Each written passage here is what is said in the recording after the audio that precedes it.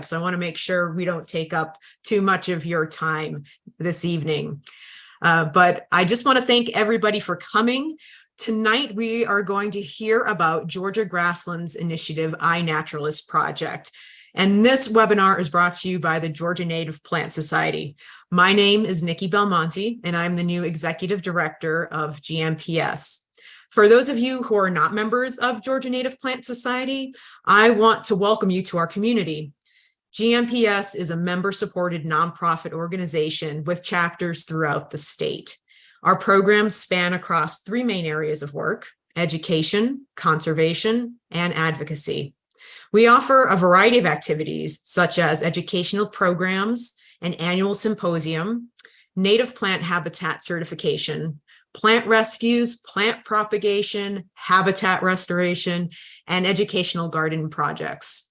To learn more about us, I encourage you to visit our website at gnps.org and also follow us and our chapters on social media. We need you to help us build a better landscape in Georgia, so please check us out and get involved. I do want to thank everyone again for tuning in to learn about Georgia's imperiled grasslands and this important community science opportunity that will help improve the future for this critical habitat. At GMPS, we strive to work with partners to elevate efforts such as this one that prioritize the conservation and the stewardship of Georgia's native plants and their habitats. It takes teamwork for conservation to succeed, and we can all be a part of that success. So a couple quick notes about tonight's presentation, besides the fact that we're on a new channel. This is a live stream event and it is being recorded. So for those who don't get to watch it tonight, it should be available on our YouTube channel a couple of days after this broadcast. There will be time for Q&A at the end of the presentation. You can type your questions into the chat box when you think of it, and at the end, I'll read them aloud for Will to answer. And so it is time to get started. So let me introduce our speaker for tonight. Will Rogers is a research professional at the University of Georgia and the State Botanical Garden of Georgia. He specializes in rare and endangered plant species. Will is a native of South Georgia, where he developed a knack for noting strange and unusual relationships in the natural world. His career in plant biology began as he was obtaining a psychology degree at UGA. He worked on his research for 17 years in the plant biology department, with the last 10 of those years focusing on Sarracenia, known as pitcher plants. He joined the State Botanical Gardens in late 2017, where his work focuses on sampling and genetically analyzing rare and endangered plants and their more common widespread congeners. Will, thank you so much for being here tonight, and I truly appreciate your patience. I am going to go ahead and turn the stage over to you. Thank you, Nikki. Okay. So I'm going to talk to you guys tonight. First, I should say thank you for having me as your dinner date tonight. I'm going to talk to you tonight about a project that we have with the U.S. Forest Service documenting native plant species on federal lands in Georgia. So it's a direct to the public presentation. We're asking you guys to just go out to the National Forest and photo document. I love the presentation because you guys can start as early as tomorrow, this week new time. So we're just asking you to get to the National Forest and help us document native plants.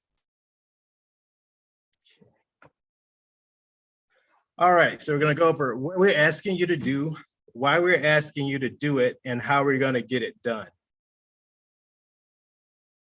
If you look at this map out west, this shows all the lands in red that are federally owned. And so I'm going to use federal and public lands interchangeably. So if you look out west, for instance, the state of Nevada is mostly federally owned.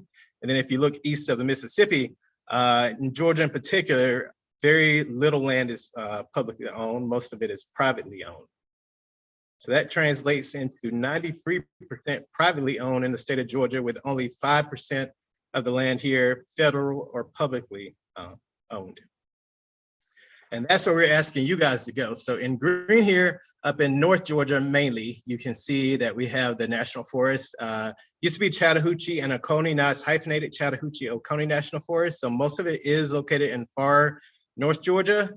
And just about 45, 50 minutes south of Athens, there's a sliver of federal land, and a little bit south of that, there's some more. So basically, the areas in green right here is where we're asking all of the Georgians that want to participate to go out and photo document.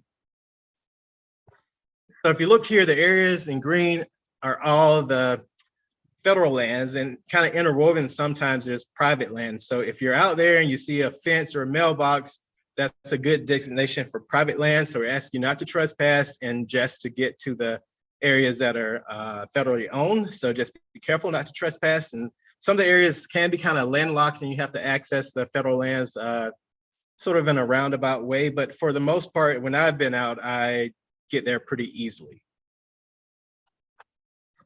So the goals, inclusion, we want to involve as many segments as of the population as possible.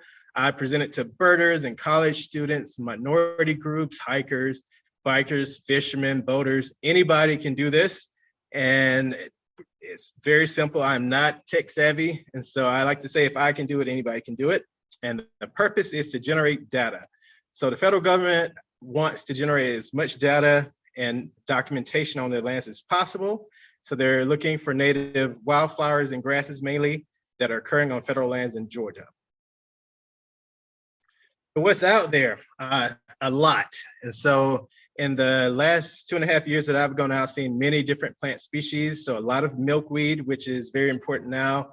As you know, monarchs are hot in the news right now. So the documentations that you guys do for Asclepias or milkweed can be utilized by different groups trying to protect monarchs. They can kind of utilize that data also. But I've seen black-eyed Susan, seen Marshallia, just a lot of different plant species out there that I come across. A few more, and I should say I'm no Olin Mills, but I take pretty good photographs with my smartphone out there. So these are some more species that I've come across. Even blueberries. So I got to one area, looked around, and there was a lot of ground cover. And I was like, what is that? And so I took a photo and kind of lifted up a little bit and saw blueberries. And then I remember that bears like blueberries. And so I took the photos and kind of skedaddled out of the area. But that was one of my coolest finds out there, a patch of blueberries. We're going to do this using iNaturalist, and it's really taken off in the last few years. So iNaturalist is this project or program started by a group of folks, I think they're out of California, and it's now worldwide. So there are hundreds of thousands of members. There are tons of different projects on there. And so the U.S. Forest Service partnered with the State Botanical Garden at the University of Georgia to create a project to utilize regular Georgia citizens to get out there and photo document. So the name of our project is Georgia Grasslands Initiative, GGI. And so when you go to iNaturalist, you can just type that into the search box and it'll take you to our webpage and you can join up via that link.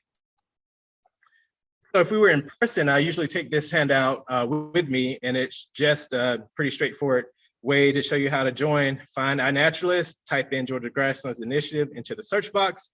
It takes you to our little page down there, Georgia Grasslands Initiative, to the far left at the bottom.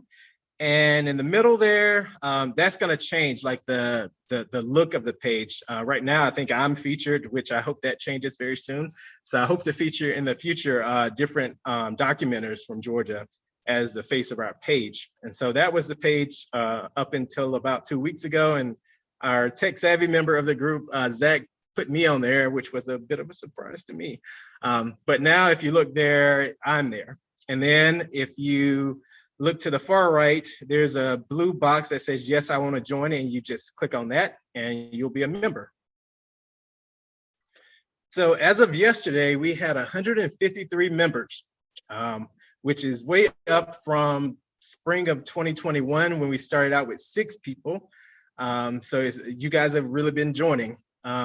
I've traveled over 6,200 miles for documentations as well as on the road presentations to different groups in Georgia. I've been down to south of Savannah, up to the mountains. So I've been all over Georgia, giving the presentation and documenting. We have over 42,000 observations so far with 2,500 species. But once you join, you'll get a personal page. And so this is my page from 2021. And each little square shows you where I had gone as of like May 2021. And so each square represents a documentation.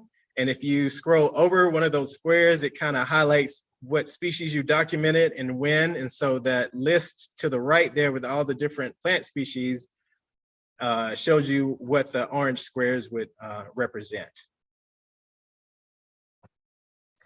So what have we achieved? Someone from our group found a new EO for Echinacea purpurea. So that's a very uncommon species within the state of Georgia. I think there were only 3 or 4 documented populations of that. And we had a member to discover a new population, and Georgia DNR was very interested in that. And so they are working with that documenter and a landowner to keep track of that population.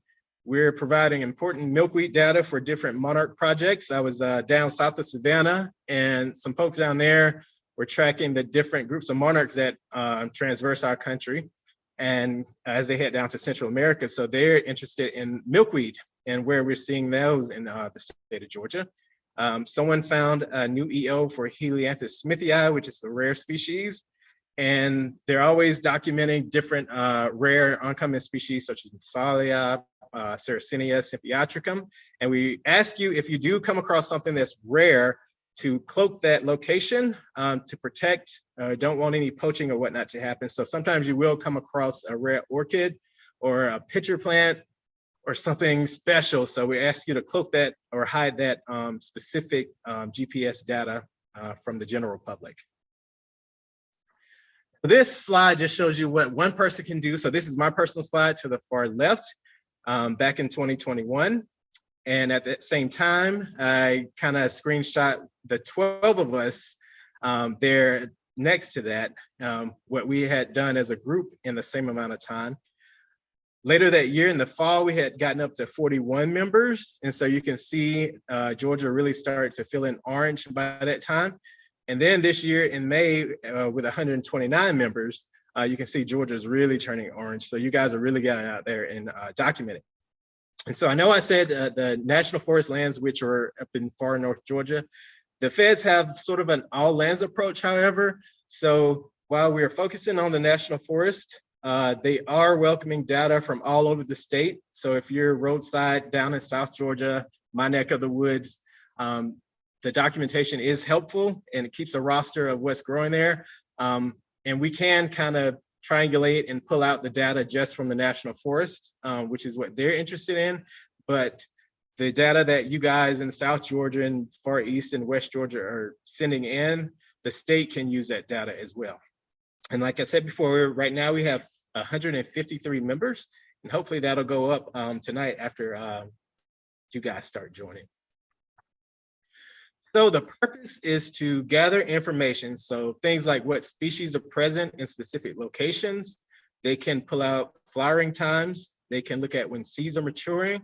They can see what species are commonly occurring together and kind of get an idea what soil types are in the different regions. And then over time, they can look at if certain species have declined or increased in a certain area. And the project is a little bit older, of course, now than it was 2 years ago. And so as time goes on, they can use this data in ways that they don't even understand or know right now. But in 5 years or so, 5 years of data can be used in a lot of different ways. And like I said, some ways they might not even know right now. So why should you be interested? So it's believed that this part of the country used to be way more open, that the dense forest that we see now came about after European settlement. And so they believe prior to European settlement that it was a lot more grasslands present and that not as much dense tree cover was present. And so when you go out to the national forest and you're on the Forest Service road, the plants, the native grasses and wildflowers that you're seeing there are kind of clinging onto the roadsides because they're open, and that's where the sunlight's kind of peering down. And so we think that those native species are clinging to the roadsides because that represents sort of what used to be, where it was way more sunny and more open. So we're asking that you go out with 2 to 4 people. We don't want you to go out alone because, you know, a lot can happen. You are in nature, so there are spiders and stinging insects and holes. And so you always want to have your buddy out there just in case anything goes wrong or something happens. So no more than 4 people, because a large group, you can imagine, we're humans, so we're chatty. And if there's a large group out there, you're going to do a lot more damage, more than likely, with trampling. And, you know, we chat and we're not focused in on the task at hand. So we're asking that you take 2 to 4 people with you and be careful not to damage the plants and to be stewards of the land and friends of nature. So the criteria for documentation: the plants must be native, sun-loving wildflowers or grasses. We are welcoming some pollinator data. So if you see a cool insect or a bee, that's fine. And some wildlife if you are so inspired. I've taken a picture of a few snakes out and some box turtles. We're trying to steer people to Forest Service lands. And so roadside, power line right-of-ways, and open forest areas. We're not encouraging you to take pictures in flower beds or landscape floral photos. So not at Lowe's or your personal flower garden. So we really want natural habitat and plants that are naturally occurring. And we ask that if you're encountering something rare or endangered, that you hide that location or make it private. So when you're out, you'll need your smartphone. I always have a wide brim hat because, you know, well, it's been very hot, so you know it's been very hot. I always have a wide brim hat. I wear a safety vest, but you can wear brightly colored clothes.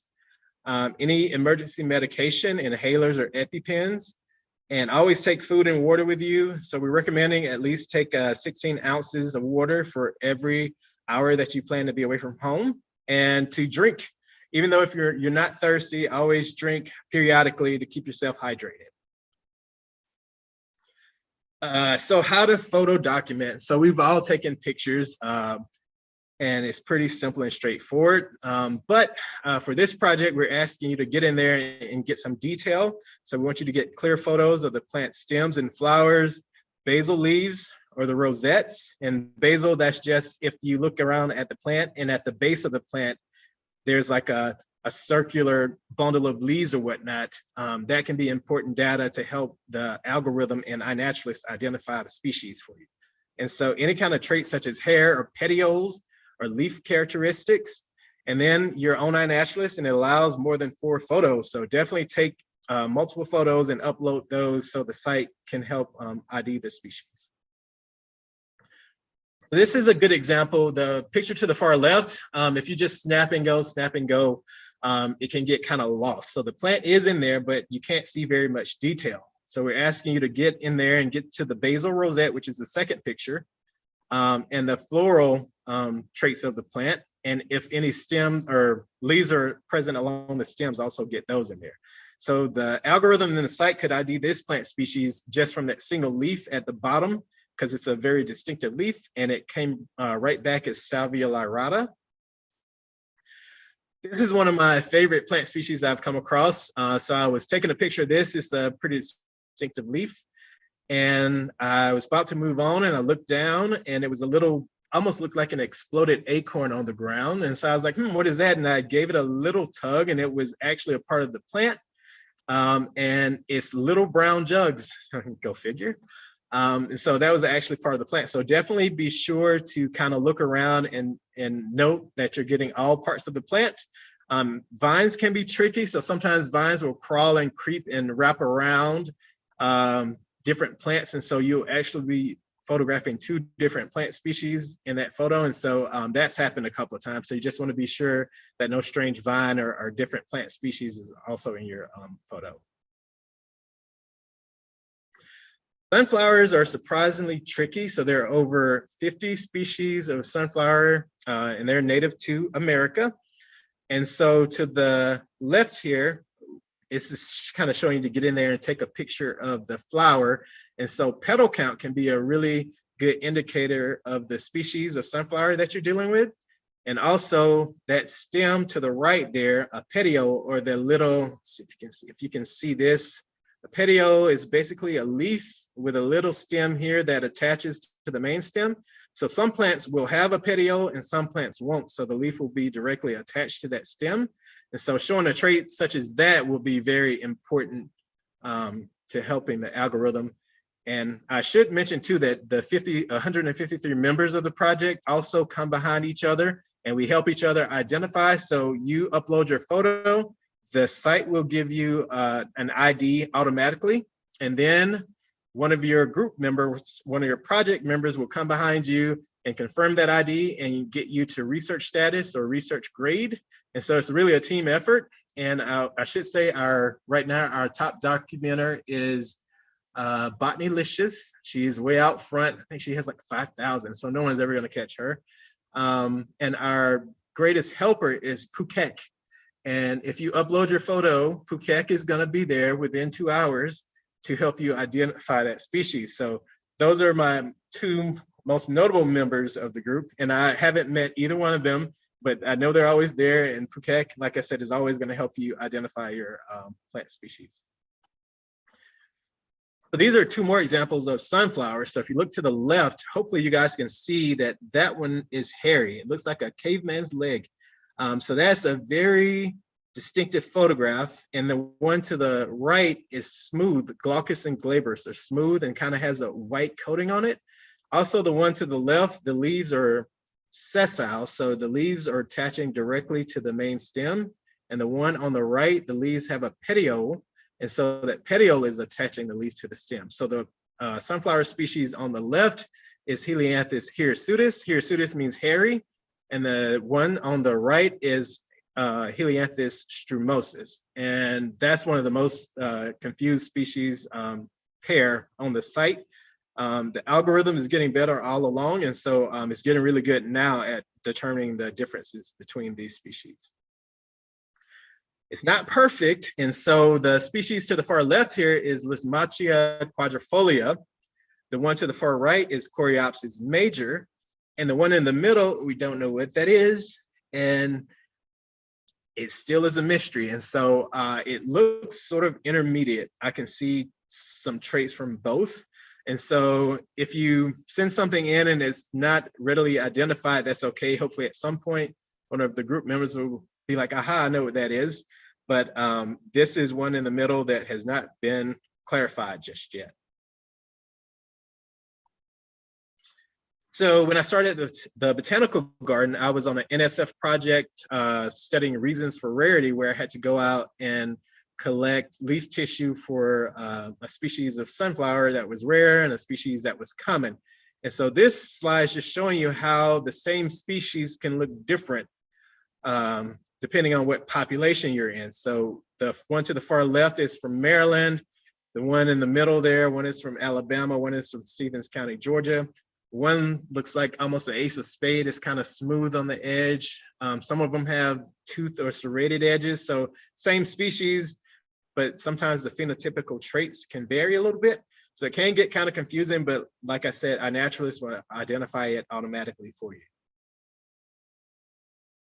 So we're asking that as you're on public lands to park clearly off the road. One of my first trips out, an 18-wheeler actually came through. So I was off the road, so I was able to pass, but we're asking that you park clearly off the road. Avoid areas where debris has fallen, or if there's a fire that has happened, a controlled burn. We're asking you to avoid those areas. So the next couple of slides were one of my first two trips out back in 2021. So I was mindful to park off the road. And if you haven't been to a Forest Service road, this is pretty typical. So sort of a gravel road. And the cool thing is we're not asking you guys to actually go into the forest. We're just asking you to kind of document along that roadside. So you'll park, get out, suit up, and then kind of walk that road. And the plants that you're documenting are actually growing off. Remember, I told you they love sunlight. So the sun is peering down there. So you just walk that road and document as you go. Now that picture to the right, I did get out to check first because I didn't want to get stuck. So it looks like I just parked at Publix or something, but I did make sure there wasn't a hole there. And so I was able to pull kind of into that parking spot with no problem, clearly off the road. The very first time I went out, I was a little excited and I parked the Botany mobile. And I jumped out, grabbed my stuff, and I looked, and there was a side access road that I was blocking. And so I had to get back into the car and back up so that anyone needing to access the side road could clearly get in and easily get out. And so we're asking just to, once you park, to look around and be sure you're not blocking any access. Also look for any fences or mailboxes, because as I said before, that can designate private land. So we want you to avoid that area. Second trip out, I was on the move and made a turn and smelled smoke. And so this was an area that had been recently burned, and I meant like within a couple of days, and you can't see it, but off to the left and the picture on the right, I could see like hot spots, like smoke billowing up. So I always say you don't want to be on the bad side of a fire. So I just kind of left that area. And then I got to a different area and a tree had fallen across the road. And so I thought to maybe park and just kind of hop over the tree and keep going. But then I thought that maybe a crew might be on the way to remove that tree. And you don't want to be in the way of equipment if they're trying to kind of remove debris from a road. So I just left the area. And of course, if you see something like that, we're asking you to leave the area also. Once again, this is how you join. Just get to iNaturalist and look up Georgia Grasslands Initiative and click on join. And yes, I want to join, and then you'll be a group member. We are all tech savvy now, or on my end a little bit anyway. So there are apps for your phone. So iNaturalist app for your phone will look like that. And then there's Seek by iNaturalist, which has been described to me as the kindergarten version of iNaturalist. And it is very kind of basic. It gives you the idea of the plant. And last year it wasn't as great. This year it is getting better. So it would, if you took a picture and sent it to Seek, it would sometimes come back as dicot, which isn't very helpful. But it is getting better every year at getting to specific IDs. But we're asking most of you or all of you to go to iNaturalist and join that website. Once you join, we have an About section, so you can read up on that and get a lot of useful information about what we're doing and how to keep yourself safe out there.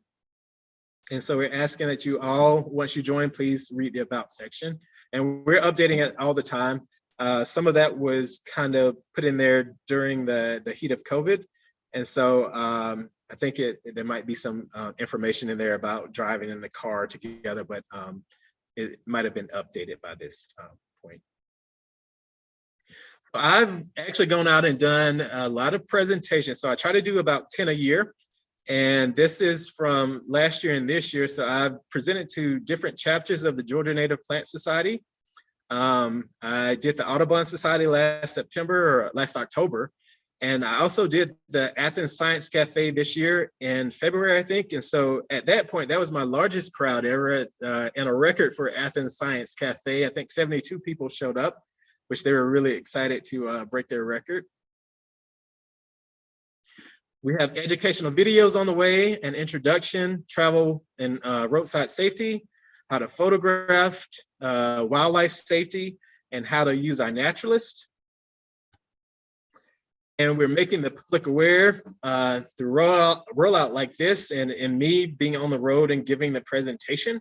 And it's word of mouth. So most of the presentations that I've given have come about from someone who attended a former presentation. So if some of you guys know of a group that you would maybe want me to present to or that you think would be interested, you can email me and we'll set something up and I can travel there and you can kind of get to the group leader and put something together and I'll actually present to that group. We're asking you to be safe and responsible. Don't damage or remove any signs or public property. And definitely don't ever harm or bother any of the animals, plants, flowers, or seeds on the land. It's extremely important that they remain there. So don't remove any wildlife or plants from the land. This is our team.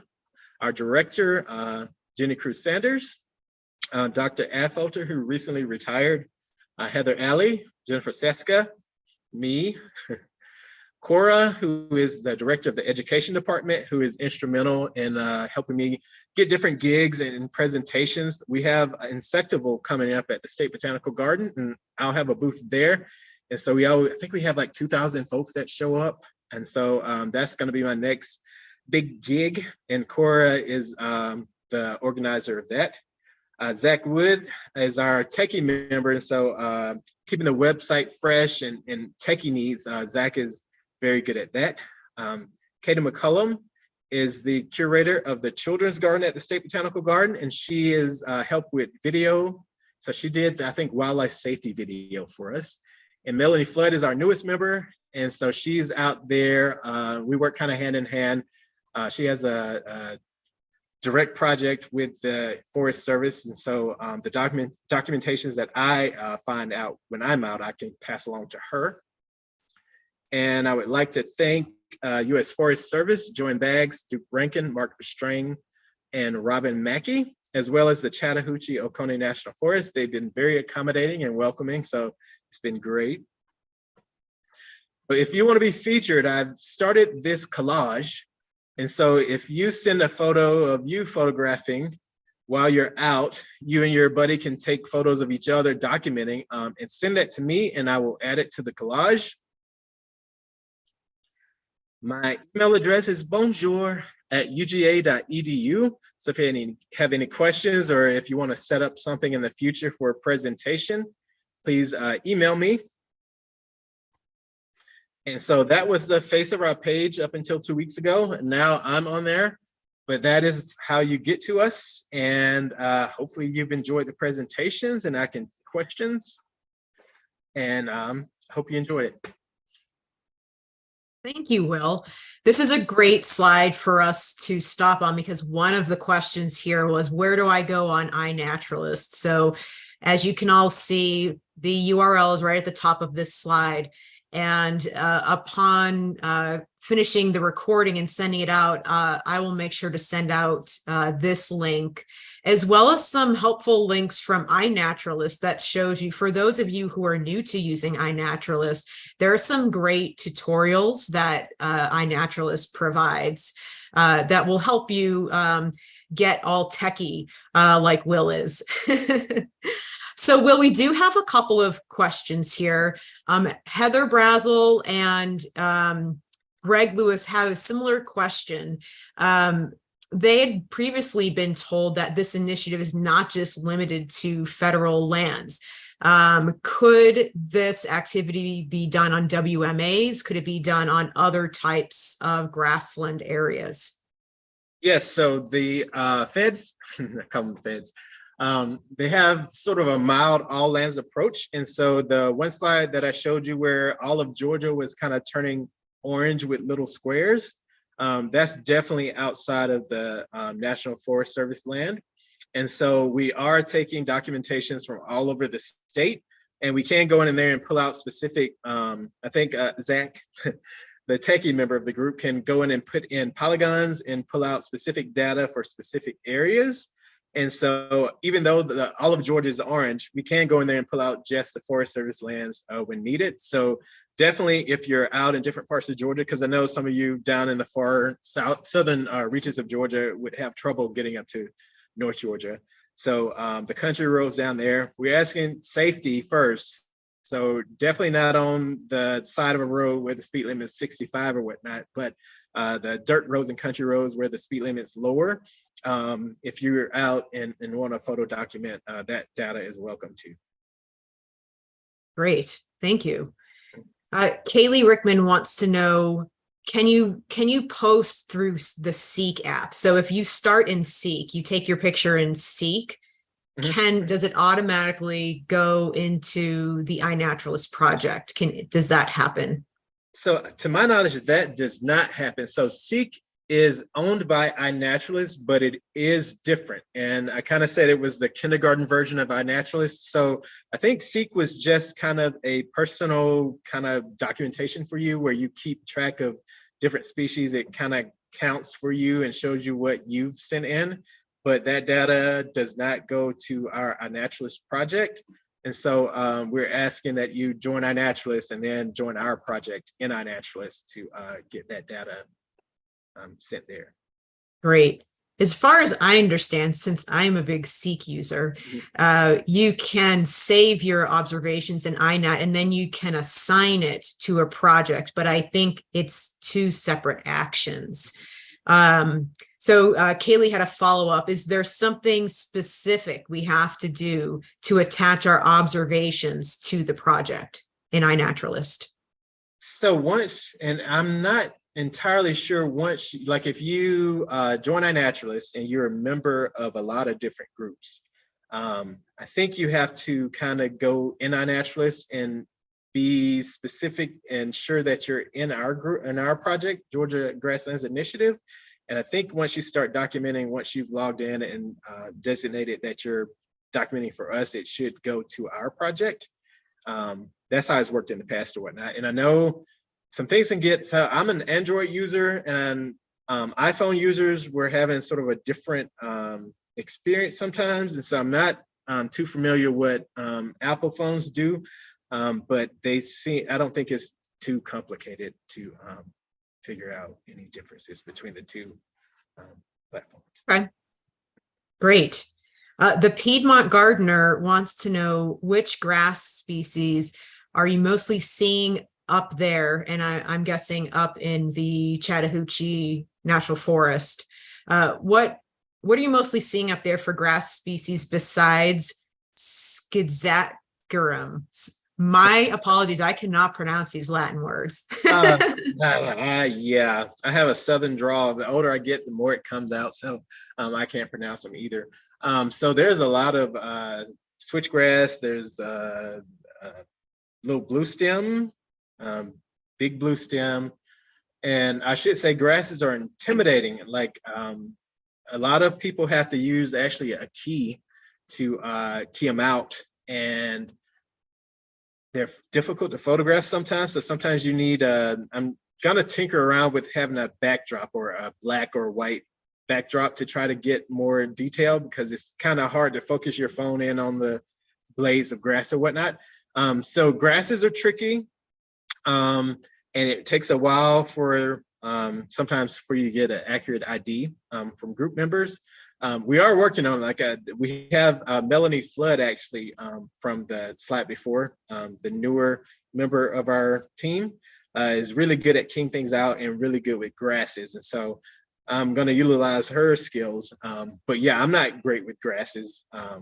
And I actually haven't photographed as many. That's been one of my goals this year, to get more grasses. And so, like I said, I'm going out now with a backdrop to try to get clearer photos. But definitely a lot of blue stem and that species that we can't pronounce. You mentioned keys. Do you have any recommendations for folks going out there to look at the grasses specifically, of any keys that work well for you? Let me see. There's follow with Melanie. So you might have to email me with that one, because Melanie is our go-to key person, and she has a whole roster there in the office of different keys that she utilizes. But yeah, there's I'm gonna think of his name, and when I think of it, I'll shout it out and get back to it.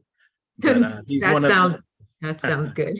He's one of the top botanists in the country, and he actually has a key, and so he is utilized by a lot of different people. So I'll think about it and get back to you with his key. Sounds great. Yeah, follow-up is just fine. Are there specific parts of, this is a question in the chat, are there specific parts that are good to get up close pictures of to differentiate, okay, we're getting specific here, between white-leaf mountain mint and hoary mountain mint? Oh, so the mountain mints, that's a tricky one. And so I should say some of these species are so close and so confusing, like some of the phlox, some of the mountain mints, that you might just get to the genus. And so you might have trouble getting to the actual species, because Another retired botanist at the Botanical Garden, Linda Chafin. I've seen her actually whip out a microscope and kind of look at the different plant parts for that species in particular.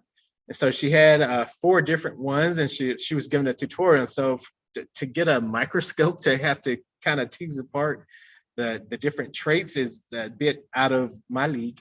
And so just realize for some of these plant species, you'll get to genus and maybe not down to species. Great. And that's one of them. So we have another question here. Is there a map or a list of federal lands we could potentially have access to by county? Let's see. So go back up here.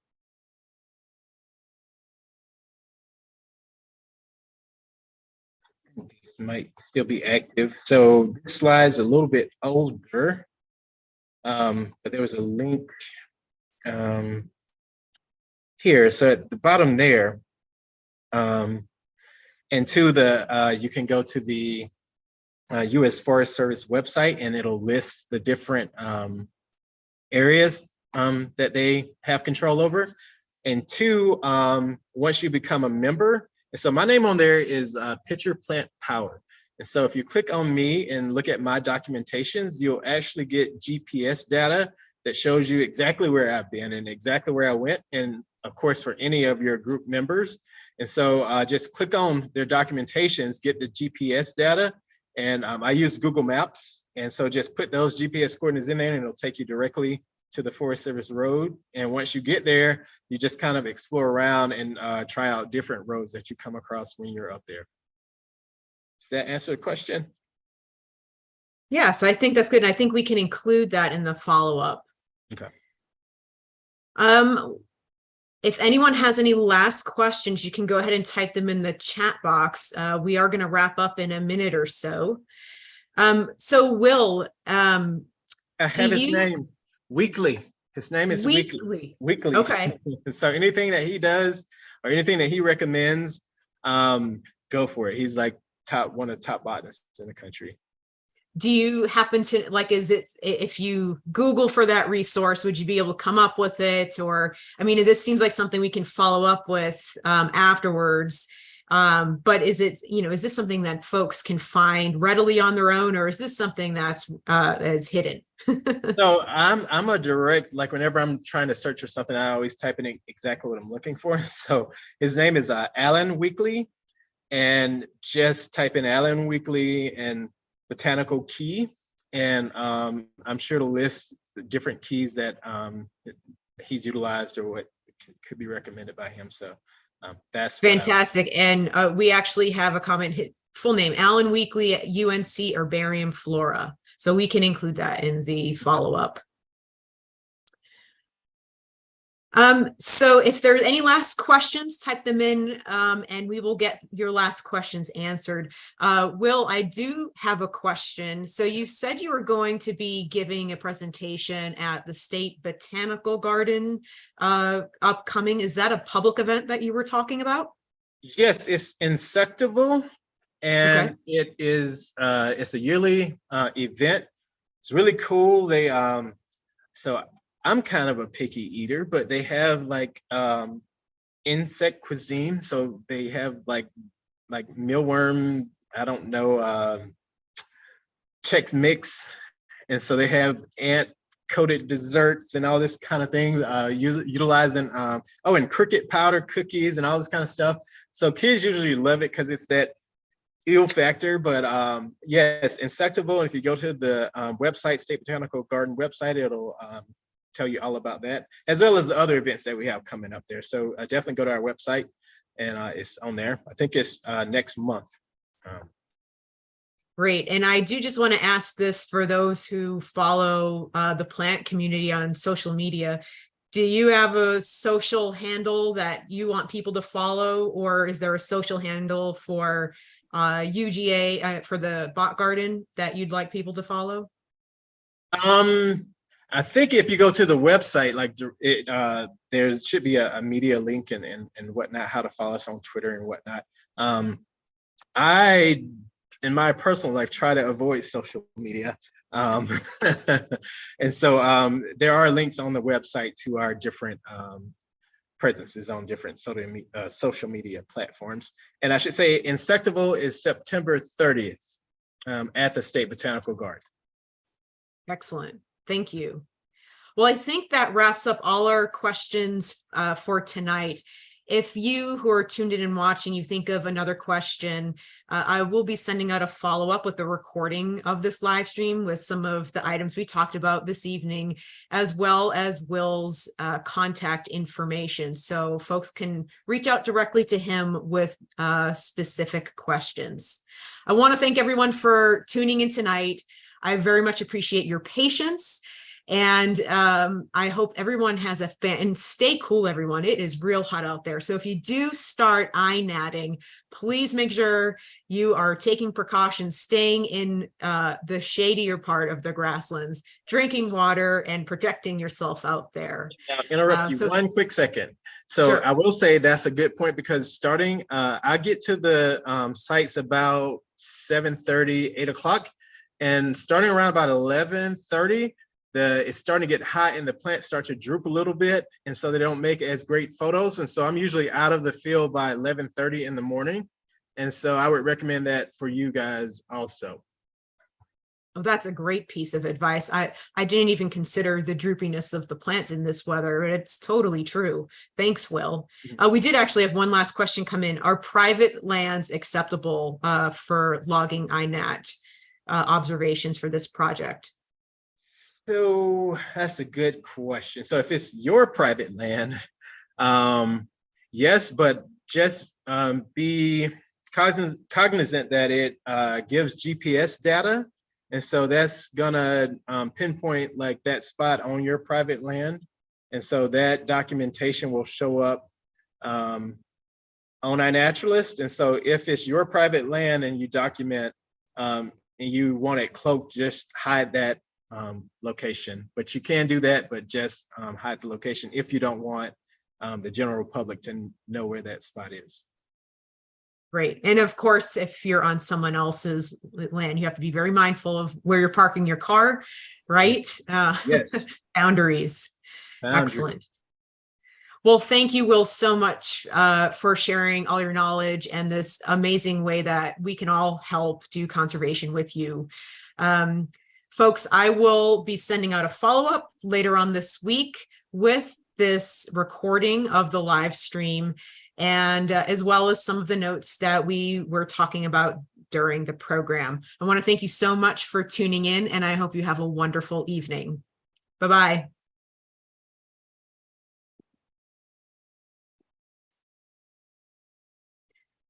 Okay, we're off.